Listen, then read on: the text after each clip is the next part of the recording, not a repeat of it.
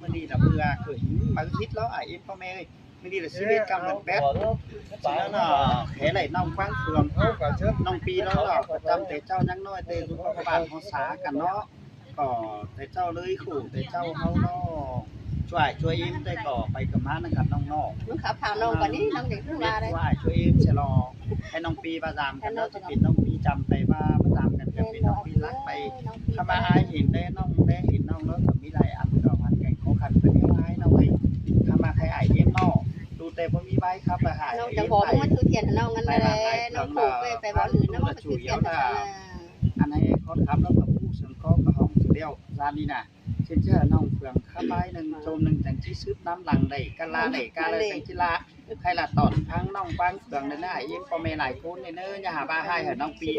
ผู้หันตาโอ้โหถูกเก่งคอยเนอะ จังคอยเอา นี่เกิดมีถูกเก่งกว้างหวานในรอบวันเบบีนี่2-3น้องปีมาอิ่มพี่น้องเอ้ย ครับกับบ่มอสังก็กับบ่มวนธรรมดาบ่วันไหนเฮามื้อนี้มาอิ่มตะกี้ตะน้องเห็นหลายพี่หลายน้องเพิ่นมีหัวใจเพิ่นเคยนั่นเด้อมีหัวใจม่วนพี่น้องเอ้ยใครเพิ่งปังที่โตปีปอดใบบ้วน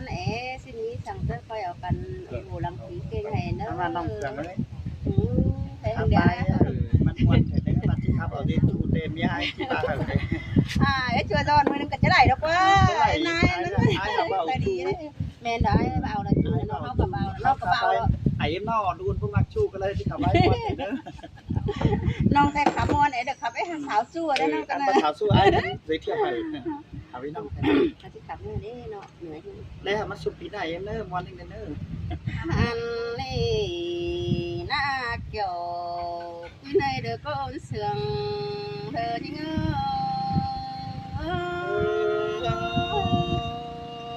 ยโตมอนี่น้องลาไอ้เอ้ยไหลตาน้ำทอง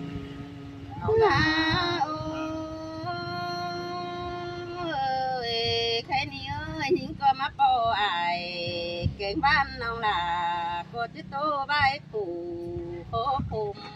ก็แน่เนื้อปีแป้งเนื้อ คือตัวมอนี่น้องลาปีเอ้ยไอ้มึงที่คอยลาใส่เสื่องหาน้องนี่ น้องก็จีตอใบขุมวันชิงขุมแต่ยามปังกูก่อนให้อายเอ้ยน้องก็จีโตเรือใบกูก่อนไก่มาก่อนให้เนื้อปีหากาเธอคนเสียงนิ่งเนื้ คือตัวปีจังจิตตื่มความเสื่องเหอน้องมึงบางสองเฮานา